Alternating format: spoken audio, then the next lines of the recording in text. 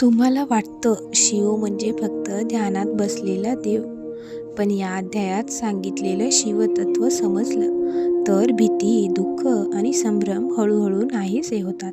हा व्हिडिओ शेवटपर्यंत पहा, कारण शेवटी एक अशी गोष्ट आहे जी फार थोड्या लोकांना माहिती आहे. चला तर मग सुरुवात करूयात. श्रीपाद श्रीवल्लभ चरित्रामृत या दिव्य ग्रंथातील अध्याय 24. अध्याय 24 आहे अर्धनारीश्वर तत्व विवेचन. शुभमस्तु निर्विघ्नमस्तु. शिवशंकराने धारण केलेल्या विविध आभूषणांचे महत्त्व काय आहे ते समजावून सांगावे अशी विनंती मी शंकर भट्ट धर्मगुप्तांना केली. धर्मगुप्त मला सांगू लागला, हे शंकर भट्टा, गणपतीचे जसे पाशांकुश, श्री विष्णूंचे जसे सुदर्शन चक्र, त्याचप्रमाणे त्रिशूल हे शंकराचे शस्त्र आहे. त्रिशूळाच्या वरच्या भागात 3 पाती असतात. ती ज्योतीसारखी असून अग्निज्वालेसारखी तेजस्वी व विनाशकारक असतात. ही 3 पाती मिळून त्याचा हाताच्या पंजासारखा आकार होतो. ही 3 पाती म्हणजे सत्व, रज आणि तमो गुणाची प्रतीके आहेत. पिंगला नाडीतून श्वासाचा प्रवाह कपाळाच्या मध्यभागातून म्हणजेच आज्ञाचक्रातून सहस्त्रार चक्रामध्ये प्रवेश करतो. इडा, पिंगला आणि सुषुम्ना या 3 नाड्या त्या शिरस्थानामध्ये जेथे एकत्र येतात त्या ठिकाणी म्हणजे सहस्त्रार चक्रामध्ये ब्रह्मज्ञान केंद्र आहे. त्रिशूलाची 3 पाती एकत्र येतात ते या सहस्त्रार चक्राचे प्रतीक आहे आणि त्रिशूलाचा दंड म्हणजेच मेरुदंड अथवा कणा समजला जातो. शिवशंकरांचे दुसरे आभूषण म्हणजे नागाभरण. कुंडलिनी सुप्त असताना वेटोळे घातलेल्या सर्पाच्या स्थितीत असते. ते जागृत होऊन जेव्हा सहस्त्रार चक्राला भेदते तेव्हा ब्रह्मज्ञान होते आणि अष्टसिद्धी प्राप्त होतात. या महासिद्धी नागसर्पाच्या विषाप्रमाणे अतिशय प्रभावी असतात.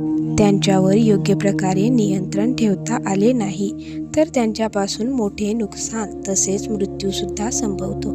भगवान शंकर या कुंडलिनी शक्तीचा उपयोग जगाच्या कल्याणासाठी करतात, त्यामुळेच त्यांना ईश्वर असे म्हणतात. त्रिशूळाच्या दंडाला डमरू बांधलेला असतो. त्या डमरूमधून ध्वनी किंवा नाद उत्पन्न होतो. ध्वनी हा आकाशगुणाचा आहे, म्हणजेच तो आकाशात सर्वत्र पसरत जातो. ध्वनीच्या या कंपनांनी किंवा लहरींनी आकाश किंवा अवकाश भरून जाते आणि ती शक्ती सर्व दिशांना पसरते. डमरूच्या किंवा मंत्रजपाच्या ध्वनीमुळे पवित्र कंपने निर्माण होऊन सर्वत्र पसरतात. डमरू तसेच मंत्रजपातून आनंद लहरी निर्माण होतात. त्या लहरींमुळे मानवाचे तन मन प्रसन्न होते. तसेच शिवसुद्धा आनंदाने नृत्य करू लागतो. म्हणूनच त्याला नटेश्वर म्हणतात. भ्रूमध्याजवळ असलेले आज्ञाचक्र हे अंत्येंद्रिय शक्तीने जागृत होते. त्यामुळे योगीजनांना भूत, भविष्य तसेच वर्तमानाचे सर्व ज्ञान होते.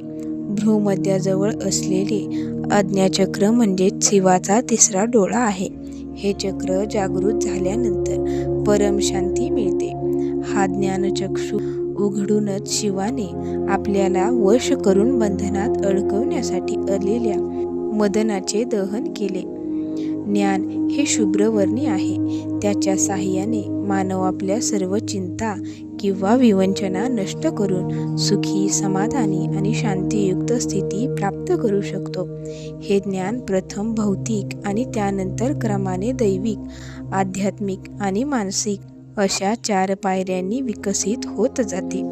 हीच गोष्ट शिवभक्तांनी आपल्या कपाळावर रेखलेल्या विभूतीच्या 4 रेषांवरून सूचित होते. शिलाजीत नावाची एक दिव्य औषधी आहे. तिच्या सेवनाने मानवाला चिरतारुण्य प्राप्त होते. पूर्वकाली शिलाद नावाचे एक ऋषी होते आणि ते दगडांचा आहार करून जीवन कंठित होते. हेच शिलाद ऋषी नंतर नंदिकेश्वराच्या रूपात अवतरले. श्रीकृष्ण हे रोहिणी नक्षत्रावर जन्मले. त्यांची रास ऋषभ आहे. आद्रा नक्षत्र हे शिवाचे स्थान आहे. ते मिथुन राशीत आहे. ही रास शिवाचे अर्धनारीश्वर रूप दर्शवते. मिथुन राशी आधी ऋषभ रास येते. ती ऋषभ म्हणजेच नंदिकेश्वराचे प्रतीक आहे. नंदीश्वर हा धर्मस्वरूप आहे. शिवाने मन्मथ म्हणजेच मदनाला भस्मीभूत करून त्याला निराकार केले आणि उन्नत पदाला पोहोचवले. याच मदनाने नंतर धर्माचे साह्य घेऊन शिवपार्वतीला एकत्र आणून त्यांना कामदग्ध केले आणि त्यातून कीर्तिक स्वामी जन्मले. श्रीकृष्णाने उपमन्यू ऋषीचे शिष्यत्व पत्करून मनपूर्वक शिवाराधना केली आणि शिवाच्या अनुग्रहाने रुक्मिणीपासून त्याला प्रद्युम्न नावाचा पुत्र झाला. हा प्रद्युम्न म्हणजेच पूर्वजन्मीचा मन्मथ असे म्हणतात. वृषभ राशी ही मन्मथ आणि कामाचे द्योतक आहे.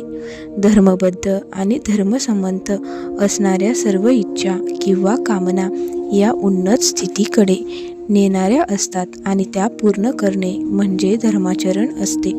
या धर्माचरणाच्या पूर्तीसाठी ऋषसर्जना नावाचा दानविधी करतात.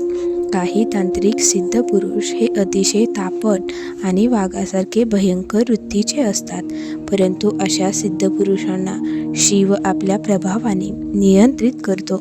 शिवाने पांघरलेले व्याघ्रचर्म हे सर्व शक्ती शिवाच्या अधीन असल्याचे चिन्ह आहे. पार्वती माता म्हणजे शक्ती त्यांची पत्नी आहे. शुद्ध ब्रह्मज्ञान किंवा प्रज्ञा आणि अमृतत्व ही शिवाच्या जटेतून निरंतर वाहणाऱ्या गंगेस्वरूप आहे.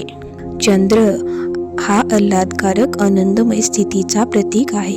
म्हणूनच तो अनिर्वचनीय आत्मिक आनंदाचा स्तोत्र आहे.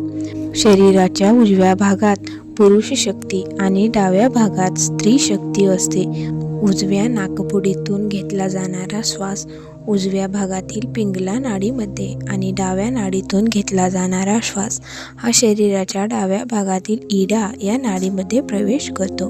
प्राणायाम करताना उजव्या नाकपुडीतून घेतलेल्या श्वासामुळे शरीर गरम होते, म्हणून पिंगला नाडीला सूर्यनाडी सुद्धा म्हणतात. आणि डाव्या नाकपुडीतून घेतला जाणाऱ्या श्वासामुळे शरीर शीतल होते. शीतलता हा चंद्राचा गुण असल्यामुळे इडा नाडीला चंद्रनाडी सुद्धा म्हणतात.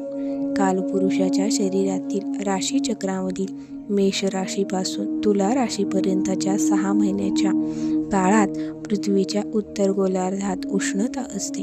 त्यामुळे राशीचक्राच्या या अर्ध्या भागाला सूर्यनाडी म्हणतात.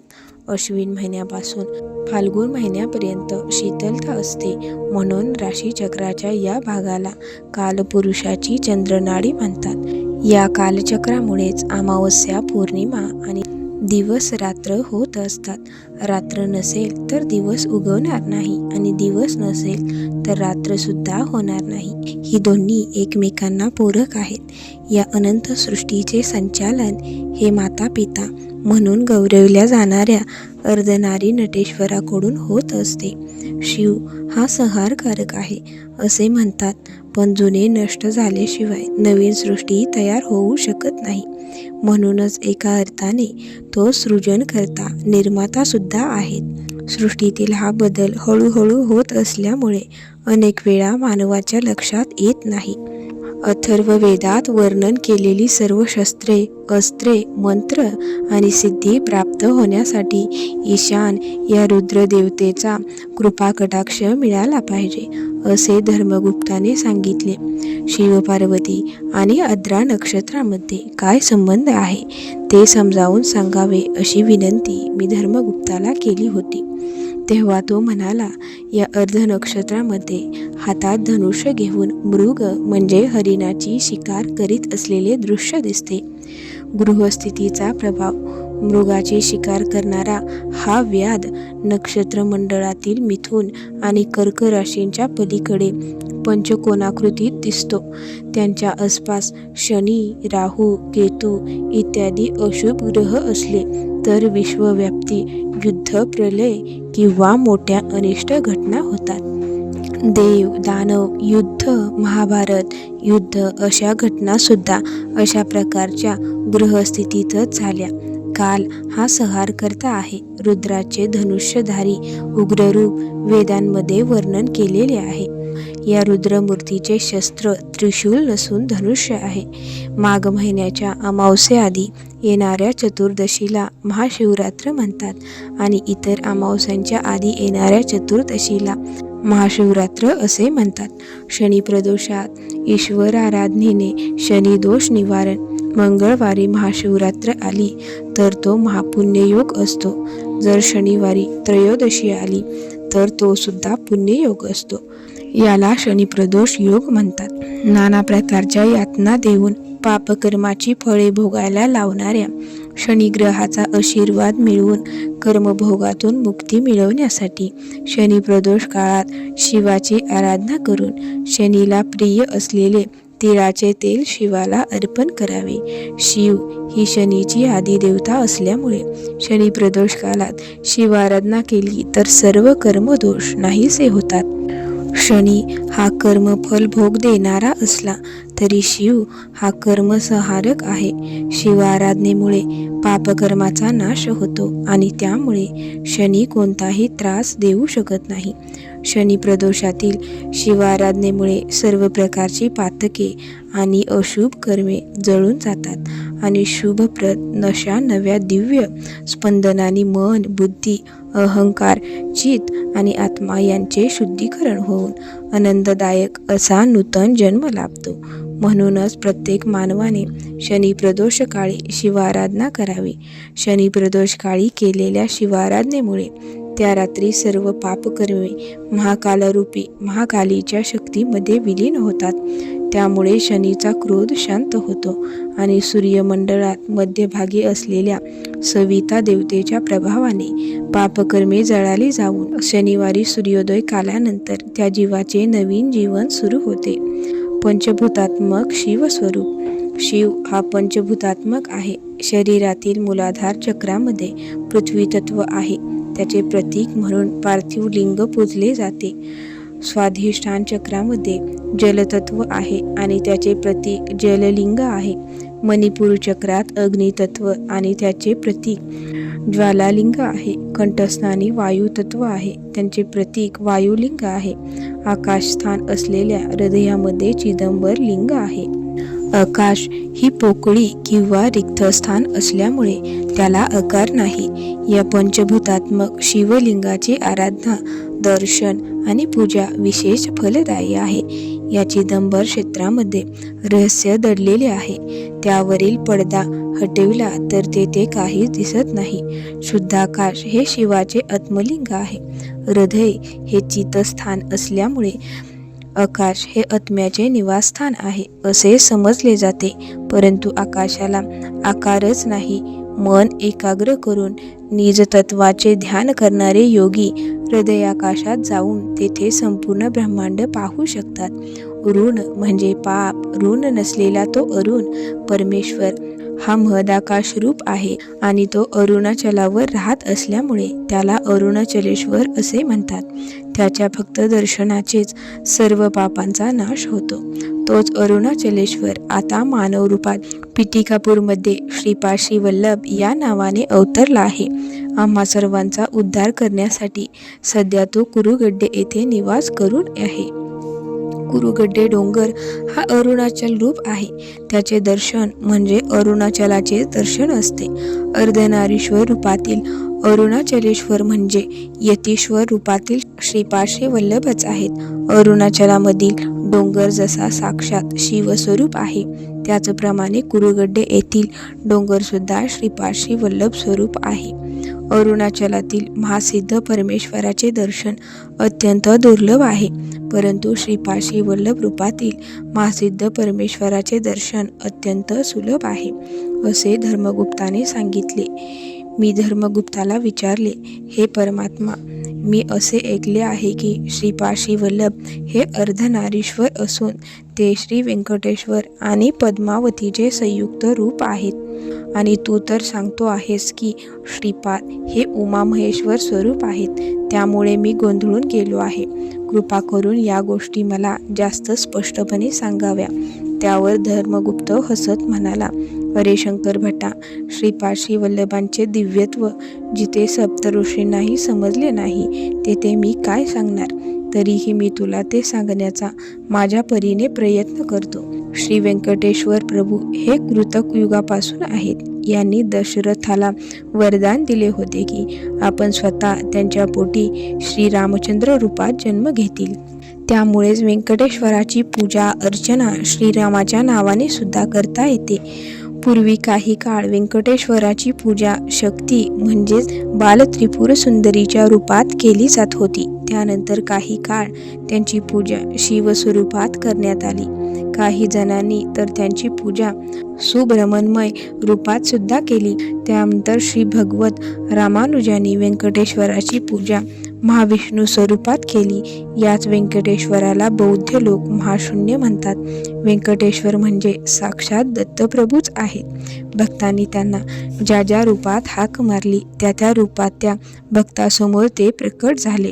आता ते श्रीपाद श्री वल्लभ रूपात प्रकट झाले आहेत. श्री दत्तात्रेय हे महानाटक खेळण्यात प्रवीण आहेत. त्यांच्या उजव्या भागात शिव आणि डाव्या भागात पार्वती म्हणजेच शक्तीचा वास असतो. म्हणूनच ते शिवशक्ती स्वरूप आहेत. श्रीपादांच्या हृदयात म्हणजेच अनाहत चक्रामध्ये पद्मावती विराजमान आहेत. तेथून त्यांची शक्ती वरच्या आणि खालच्या चक्रामध्ये स्फुरित होते. त्यामुळेच ते पद्मावती व्यंकटेश्वर स्वरूप अर्धनारीश्वर आहेत. साक्षात सरस्वती म्हणजेच परा, पश्यंती, मध्यमा आणि वैखरी वाणी त्यांच्या जिभेवर वास करतात. त्रिकालातील चैतन्य स्वरूप त्यांची एकाच वेळी एकत्रितपणे धारण केलेले आहे. याला चिदंबर स्वरूप म्हणतात. सरस्वती, हिरण्यगर्भ, शिव, पार्वती, पद्मावती, व्यंकटेश्वर या सर्वांचे शक्तिरूप चैतन्य त्यांनी धारण केलेले आहे. श्रीपाद हे या सर्वांच्या पलीकडचे शक्तिरूप चैतन्य आहे आणि ही त्यांची योगमाया आहे. योगमाया आणि श्री विष्णूंची माया यामध्ये काही फरक नाही. मोहिनी रूपात श्री विष्णूंनी फक्त देवांनाच अमृत दिले आणि राक्षसांना देण्याचे टाळले. त्यावेळी प्रत्यक्ष शिवशंकराला सुद्धा त्यांच्या मोहिनी रूपाने भुरळ घातली होती. ती सुद्धा मनमत म्हणजेच मदनाचा प्रभाव नसतानाच. हीच श्री विष्णूंची मायावी करणी आहे. हे मोहिनी रूप सुद्धा श्रीपादांचेच आहे. दत्तप्रभूंनी सांगितले आहे की मीच धर्मशास्त्र आहे. मला असाध्य असे काहीच नाही. माझ्या मायेने मीच या सर्व सृष्टीची निर्मिती केली आहे. धर्मगुप्ताने सांगितलेल्या सर्व गोष्टी किती विचित्र आणि चमत्कारिक आहेत असा विचार मनात येऊन मी आश्चर्यचकित झालो. माऊली हो, शिव बाहेर नाही, तो आपल्या आत आहे. फक्त ओळखण्याची गरज आहे. जर हा विचार तुमच्या मनाला स्पर्श करून गेला असेल तर ओम नमः शिवाय कमेंटमध्ये नक्की लिहा. आणि असेच आध्यात्मिक रहस्य जाणून घ्यायचे असतील तर चॅनेल सबस्क्राईब करा.